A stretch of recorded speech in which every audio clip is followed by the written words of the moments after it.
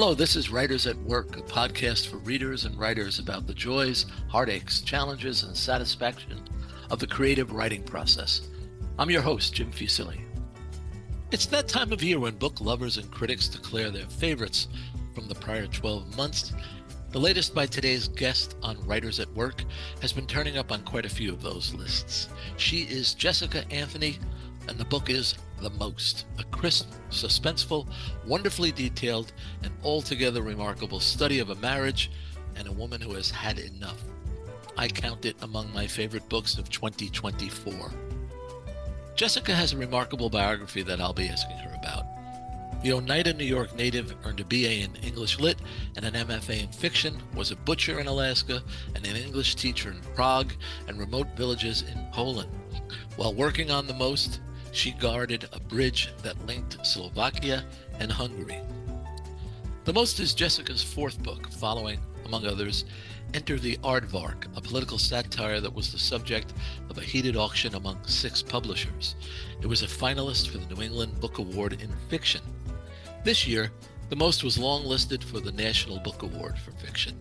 The National Book Foundation describes it thusly: set over the course of 8 hours, Jessica Anthony's The Most paints an intimate portrait of a marriage in the late 1950s and the secrets, expectations, and lost loves that tell a story of one seemingly unremarkable couple and a larger cultural moment.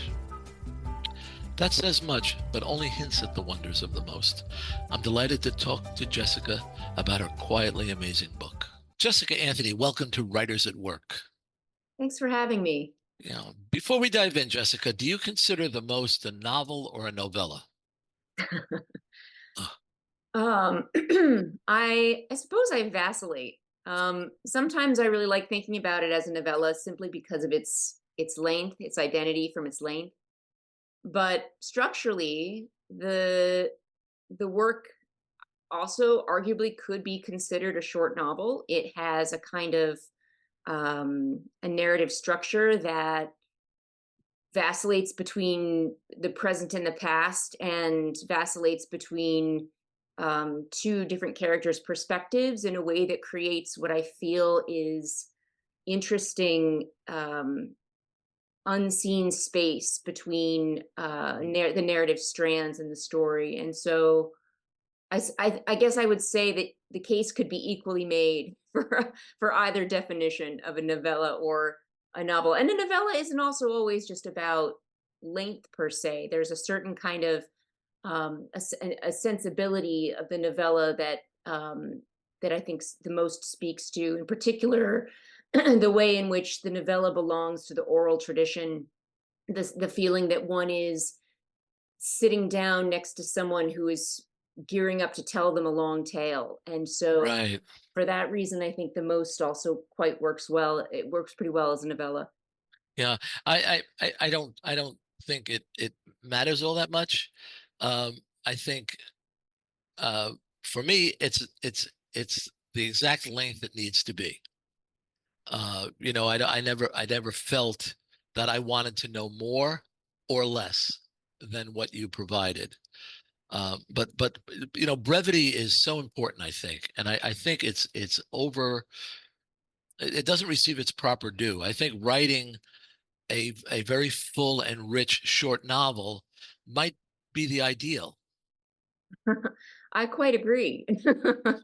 But it also brevity doesn't get its due, but also just the concept of incisiveness, the concept of concision, and really looking closely at what a single sentence can do and how that sentence situates itself between 2 other sentences, and the way in which we place a great deal of faith and trust in our reader to be able to participate in what is unspoken, what is unsaid, and to drum up, from the confines of their own imagination, the space that long passages of imagery or other kinds of discursiveness might provide. So I guess what was really fun for me in the writing of this story was situating myself into that space as a reader who might enjoy the experience of reading sentences that, especially in the opening of the story, appear to be quite minimalist and unexpressive, and yet somehow like a single choice of diction or a single moment where you're getting a kind of song and language, that music is provoking something in you, a reader, where you feel more deeply immersed into a scene, even though the language is not doing the work for you. The language is perversely kind of asking you to do the work for it, Mm-hmm. um and I'm thinking about I don't know. I grew up reading a lot of Raymond Carver, as many of us Hmm. did in the 1990s. Hmm. And but minimalism also has its limitations, and so what I enjoyed was playing with a different kind of minimalist voice that allowed for a contemporaneous narrative structure that would put a kind of a modern pressure on minimalist expression, if that makes sense. So as we're moving around in time, you're never 100% sure sort of where we are, from scene to Right. scene. It takes a little bit of adjustment. And so yeah, that was a lot of fun, I guess. As a writer, I really enjoyed being in that place where I, as the writer, felt slightly unsteady about time, and thinking about the way in which the entire story had to deliver in under 8 hours, and the Right. pressure that the end of the day was bearing down upon both of these two characters. It was really fun to move around, through 50 years of essentially unseen, scenes, unseen life between these two people, to create a kind of pressure so that by the time you reach the end of those 8 hours, the couple will have reached a boiling point in their relationship. Yeah, I don't know if I was coming at it from an author's point of view or a reader's point of view, but I definitely noticed the efficiency of the writing early on, and how crisp it was and how direct it was, but it wasn't punchy, and it was always well balanced. I mean, the sentences were perfectly constructed. Um, and as you referenced, those techniques are a great way to hold a reader's attention. And also you were dealing with the idea that we are living in the past, but not a great distant past, where Mm. language is somewhat similar, but mores and values and perspectives are different. And I was, and maybe I'm completely wrong, but I was thinking that the writing the way you did was a way to not have to deal with that so early on. That here's the story, here's how we begin. You're now introduced to the characters in the situation, and I very much appreciated that quick engagement. Oh, thank you. Well, Yeah. no, I'm glad. Sorry, No. I'm glad to hear that it was strategic for you, because I was swearing at you if it was natural. go. I mean, Well, it's natural when you write the first draft, and then you go back and you ask yourself, what have I done? And how do I actually grab hold of what I think is happening here, and how do I massage it into being? And so, the first draft of this book was written very quickly in the summer of 2017. I think it took me about 6 weeks. But then, it took me, it was almost 5 years, of kind of painstaking work, going back and deliberately making choices around those questions of diction that we've been talking about. So I would say it's really both, Jim. Right? right, I mean, right, right. you have to trust the subconscious, and you have to go to that place that is natural in order to get the feel of the book, the feel of who these people are. But then you have to decide, well, how are they living on the page? How is this working, for the reader? Yeah. And that takes a long time. As a novelist, are you an adder or a subtractor after your first draft? Do you write Very long much an and then adder. cut? You're very much an adder. Okay. Yeah, yeah. But this book was actually originally imagined to be one of a trio of novellas. So my last novel, Enter the Aardvark, which also is a short novel, and I would more confidently call that book a short novel. It's 180 pages, and it originally was written as a novella, as was the most, and there's a third as well in this book. And then my agent felt, after reading all three of them together, he felt they were just sort of too disparate in theme, and he was having a hard time kind of imagining what a single book would look like with these vastly different novellas in them, other than, the uniting fact that I had written them. Right. So I made the decision to go back to Enter the Aardvark, the titular novella, and turn it into a short novel. And over the course of just 3 days, I checked myself into a hotel and I added quite a bit to that book. And I mean, I sort of knew, I was actually glad for the opportunity to do it because I knew it wanted to be more than it was. And so that was a really fun week, of just sitting Right. down and Right. adding, like, what is, like, there's more to say here. Where can I, and, bring out my scalpel and find extra sentences that actually are totally imperative and totally necessary. And but the speed of that book was different. The voice of that book was hugely different from the most. And so I was actually really happy to be returning to the most during COVID, because it's just paced so differently from the Aardvark. It's a much more meditative and slower book in a lot of ways. And I really wanted to just sit and savor in every sentence, And so it was a perfect time during a lockdown to do that, to just really allow myself in a kind of luxurious and um, almost like a greedy way, to Mm. spend an afternoon thinking about a sentence. It was really wonderful. Yeah. So when you began to write the most, uh, where did you start? Did you have the character of Kathleen? Did you have the setting, the era?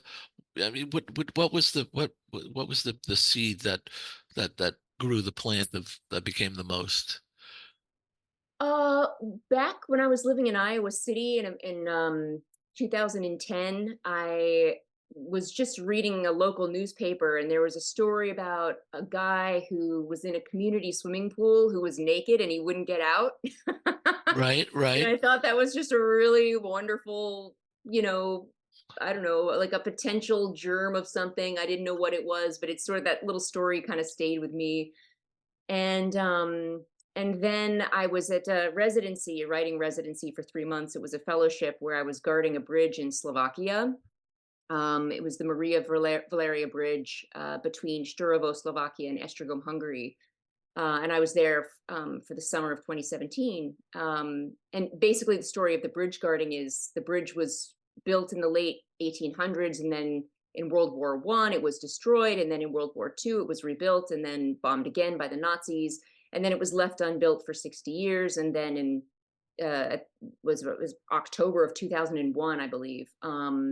They finally rebuilt the bridge again, and they created an artist in residence there to guard the bridge through the act of creation against further acts of fascism. So the most is directly, thematically, a response to that charge. Obviously, this is the bridge Right. makes an appearance in this novel. So when I started writing the most, I it was a really hot week in Slovakia. It was over 100 degrees, and I was in this little flat by this bridge in this tiny town, and I had no air conditioning, and I mean, there was just no writing happening at all.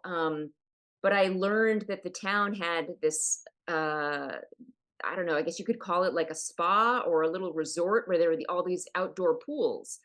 And so I went to the pools, and it was a Sunday morning and no one was there. Everyone was at church, and I was by myself, just very happily hanging out in this swimming pool. And in that moment, I thought back to that story from 2010 of this guy who refused to get out of the pool, and I went home and I immediately just started writing a bit. Kathleen Beckett awoke feeling poorly, and I knew that she was headed into this little swimming pool and that she wouldn't get out, but that's all I knew. Right. I guess I should mention that the most uh, is a term that one of your character uses for a strategy in tennis, Yes, that he calls the bridge. yes. Is that real, or did you make that up? Oh, that's a complete invention. Okay. It's But actually it's a good strategy. Yeah, I And don't know, I took some tennis lessons when I was younger, and, I don't know, it seemed to me like a very feasible kind of a strategy, but the most actually, it should be pronounced the most, because that's the Czech and Slovak word for bridge is okay, most. okay. Um, but, but it also, I don't know, I like that it's also the most what was always on my mind, and it spoke to the question of how much we really can know another person. You can only really ever know, I guess, as much as you need to know, which is the most, right? The most you need Right. to know.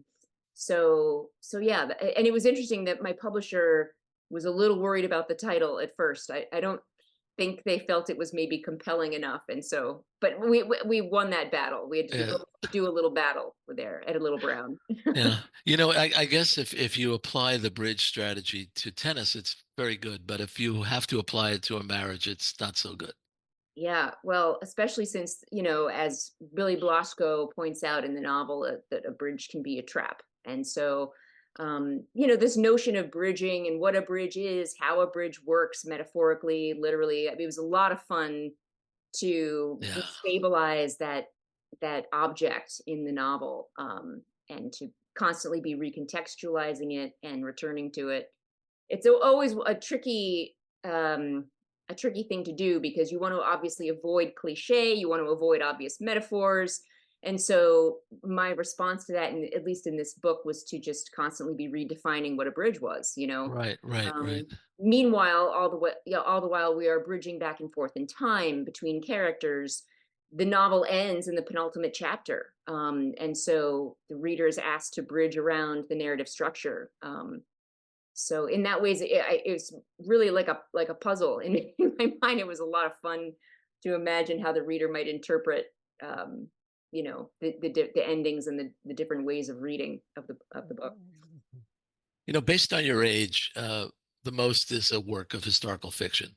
Hmm. But for me, as someone who was born in the 1950s and grew up with the era's ethos, kind of still echoing in the culture, I really loved how deftly you employed some of the tropes to reflect the deeper flaws in society. I mean, in your book, every character has to have a cigarette nearby.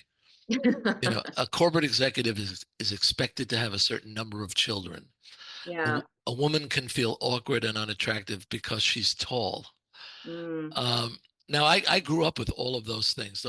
All of those things were true when I was growing up, but maybe not so true for you when you were growing up. So, how much research did you have to do to have yourself living in that period? Yeah, I mean, quite a bit. Obviously, when we are writing any time that is outside of our lived experience, I think you have to not only do the labor of ensuring that the facts you convey are correct, but there's also research you have to do to connect to a kind of sensibility of that time period. Mm. So, Enter the Aardvark went back and forth between present day and late Victorian England, and so I one of the ways I access that sensibility, that way of feeling, is through reading. I mean, I read a huge number of novels that were published in the 50s and the early 50s into the late 50s, in particular women writers of that time period. Carson McCullers, Flannery O'Connor, Grace Paley's, Little Disturbances of Man came out in 1959. Patricia Highsmith, Gwendolyn Brooks. And so, through those writers, you really get the sort of human, true reportage of the time period. Right. These are people who were telling stories that, no matter how well they published or how many people were reading them at the time, they are giving you a kind of um, a looking glass into what life must have felt like, not just what it would have been like, but what it really felt like. And what astonished me going back through, in particular, all of these women writers, was thinking about the way they were creating these incredibly strong and willful female protagonists who really had quite a bit of agency, and as you're reading, you're thinking, well, of course, it's not like women were subservient in, in their interiority just because the culture wanted them to be in their exteriority. And so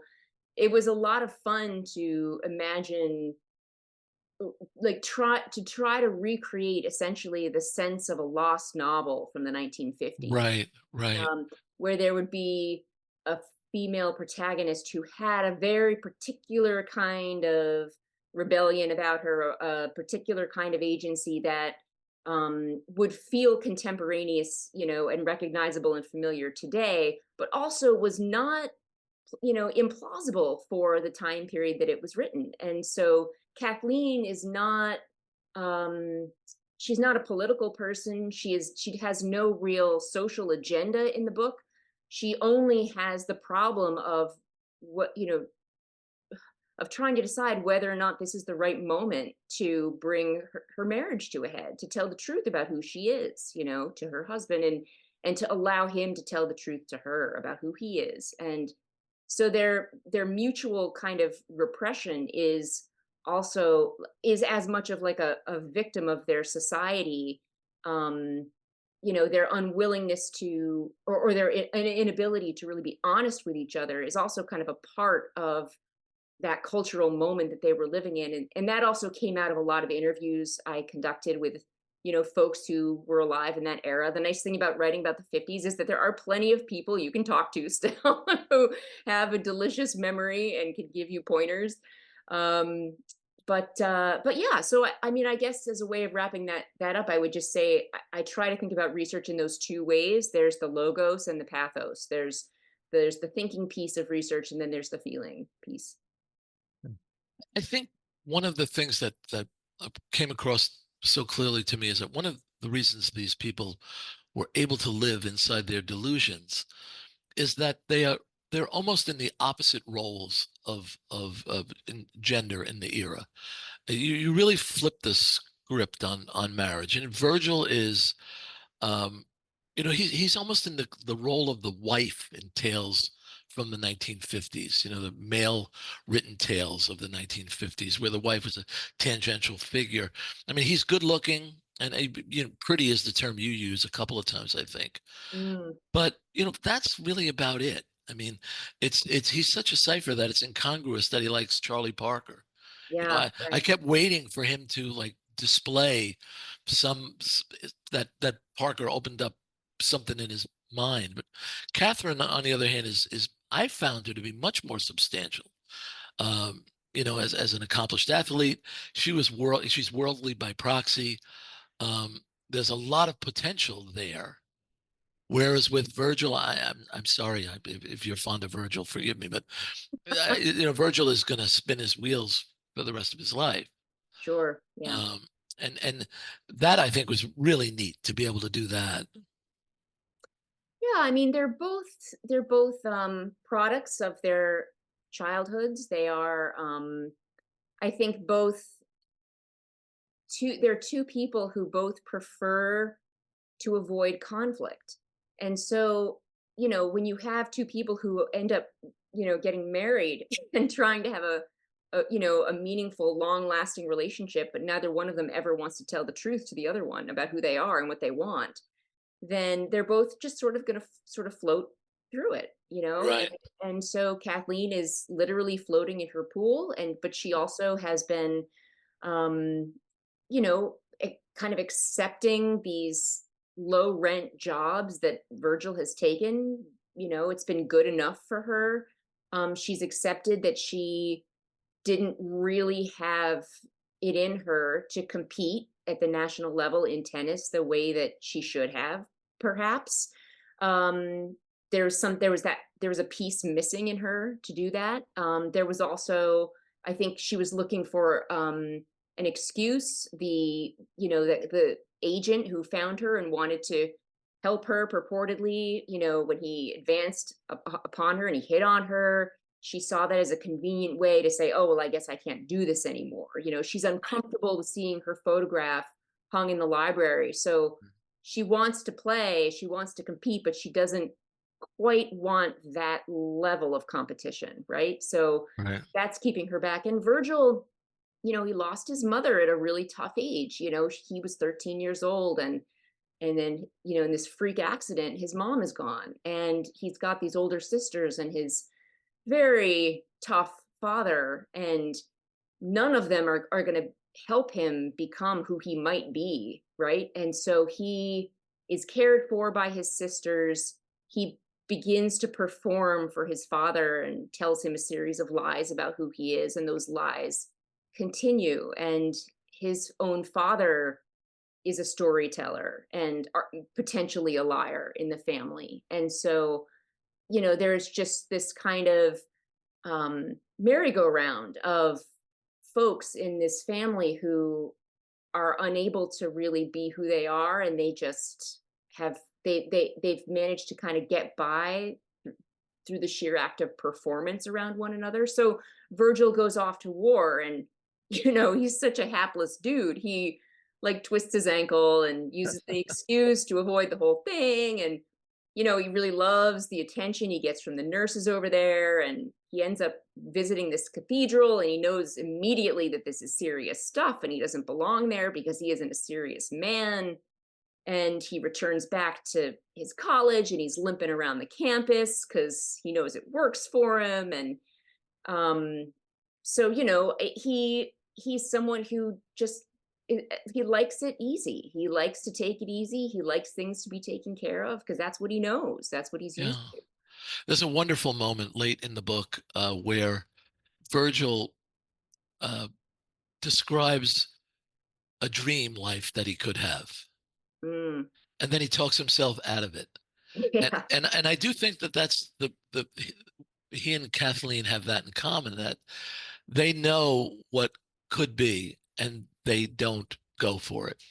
Mm, And you have this wonderful moment of self-reflection where Virgil says, or you're summarizing his thinking, where he hadn't married the wrong woman, she married the wrong man.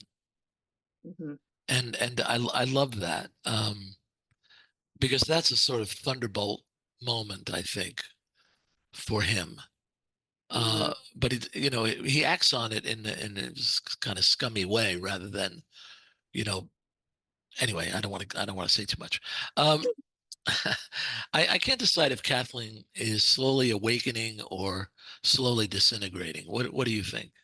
Oh gosh, it's got to be both, right? I mean, because you have to die a little in order to change. So she's, she's changing. She's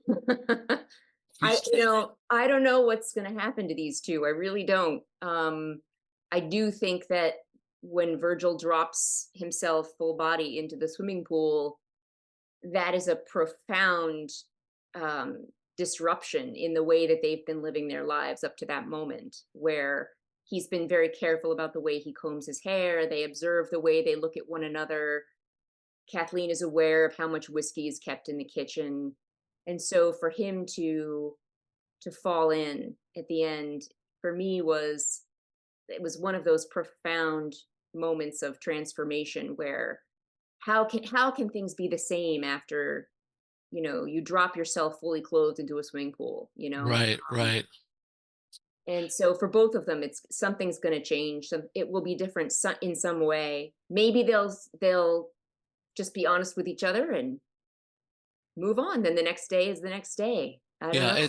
it's always unfair to ask the artist for more. Uh, but it's only 10 years to the summer of love. Yeah, right. That's And right. to me, they're like people who could really benefit from the summer of love.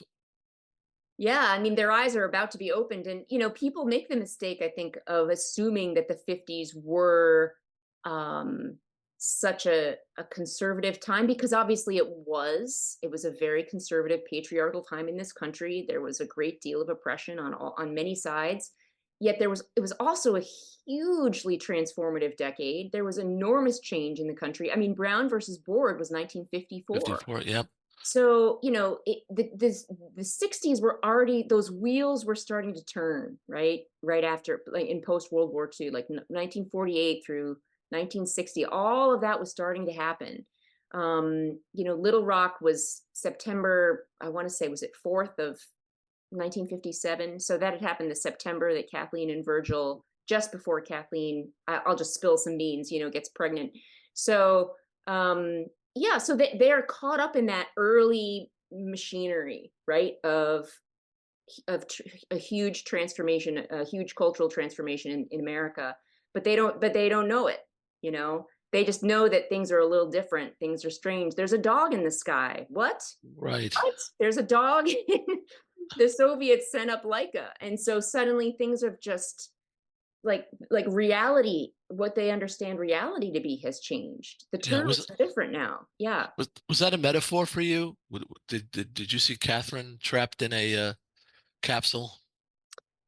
Not particularly. I mean, it that corollary could be made, but that piece of the story was sheer luck because I just did some early reading as I was writing the book about what was really going on in the fall of 57, and how could you ignore such a profound event, a global event like that. Sputnik 1 went up in October of 57, and then they sent up another one, and this time they put a dog in it. And Laika was not the only dog, by the way. There were a number of these little dogs in Yeah. the 50s. I, But oh, sorry, yeah. no, no, no. These old, going back to your bridge experience and the various experiences that you've had internationally, um, the most feels distinctly American to me. But did you find parallels in the other cultures in which you lived? Parallels in what way are you do you The mean? sort of button down 1950s in the US. I mean, was it Hmm. like that, or were there reflections or echoes of that in the other cultures in which you lived? Um, I mean, I think what you're talking about is really just the age-old problem of men versus women. Yeah, yeah, Right? And so that's everywhere, man. I mean, you're not escaping that. And you definitely see, certainly in the time I've spent in Eastern Europe, you've seen certain kinds of masculine sensibilities that work to keep women from, advancing, from becoming educated, from taking a place in society and culture. In the UK, obviously, I mean, these are the places that I've lived in Eastern Europe and the United Kingdom. That's certainly been true. But I also feel that there is a particular brand of American 50s patriarchy that feels just a little too in love with itself. There's almost a vanity to the American patriarchy that I don't know if I feel like I've seen in other cultures. Like, I don't know. I'm thinking about a modern example, like, after this election that we just had, reading about all these men who now feel very comfortable to say your body, my choice. right. There's like a meanness and a vanity and a like they almost relish in keeping others down, whereas in other cultures, I'm not sure I've seen that kind of what would you call it? That kind of vindictiveness against Yeah, women. yeah. It's very strange. No, I think in the post-war years, the uh, the sense among the straight white Christian male hegemony was a sense of triumph and a sense of entitlement based on the fact that America was the world's leading culture and Sure. leading. But now the straight white Christian male hegemony to me feels uh, petty and defensive and desperate. Mm, And so going back to the hegemony of the 50s, um, I have friends in the UK and I have friends in France, and we often talked about how our textbooks as children described who won the war. And mm, growing up, believe me, no one ever told me that Russia helped the U.S. win the war. mm. So a guy like Virgil, in theory, would have felt that he was on top of the world. Sure. in sort of general terms. Um, and I just wondered if we would have found a Virgil and a Kathleen in other cultures. Yeah, I mean, I think it's likely that we would have, but the difference is that, America is just so big.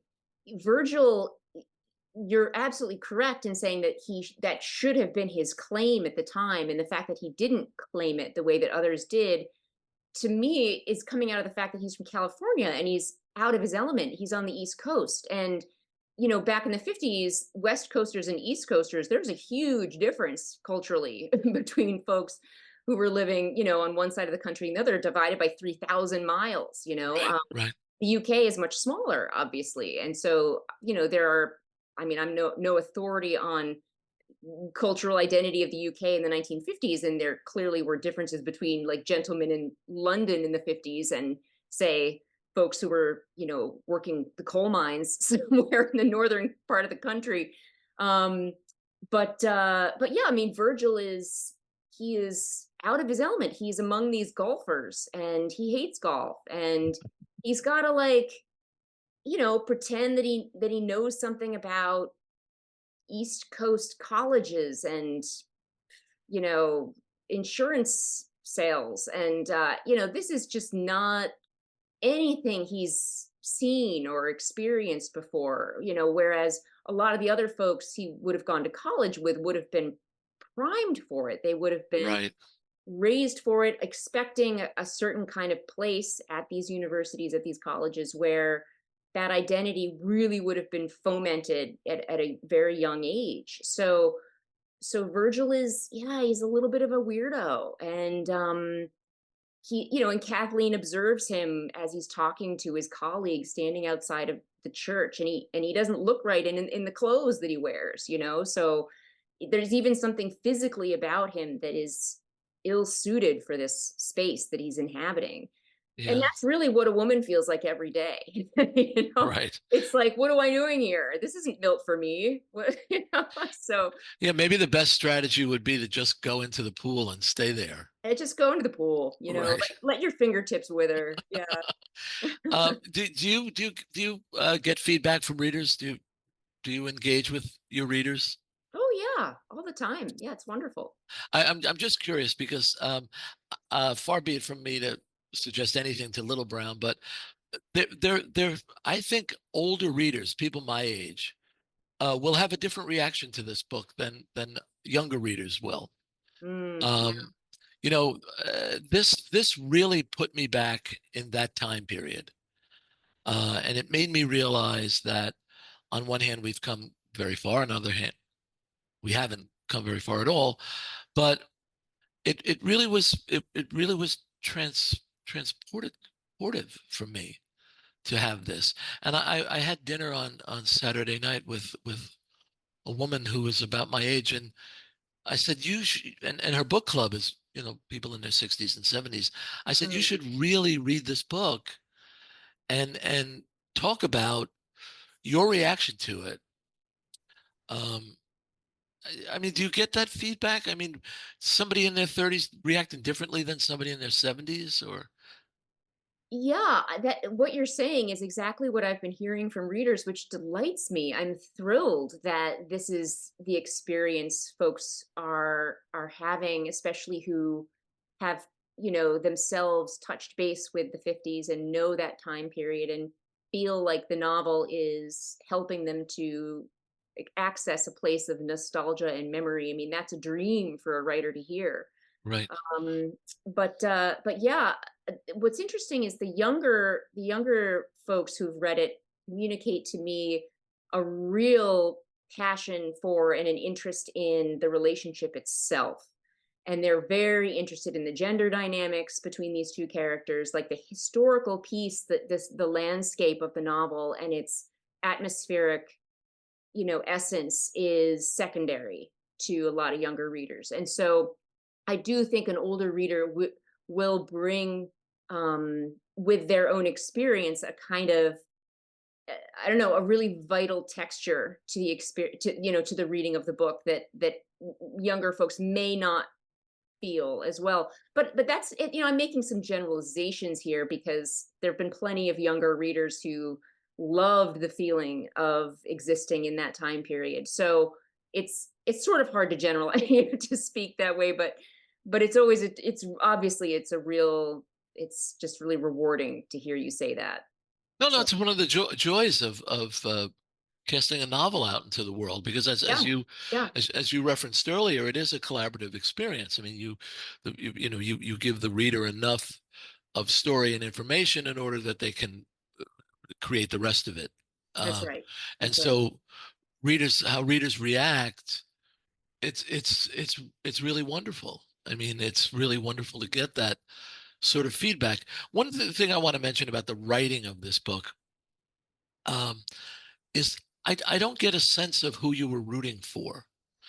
And I think that's very difficult to do, um, because it can leak out. It can come across in a simple turn of phrase, of whose side you're on.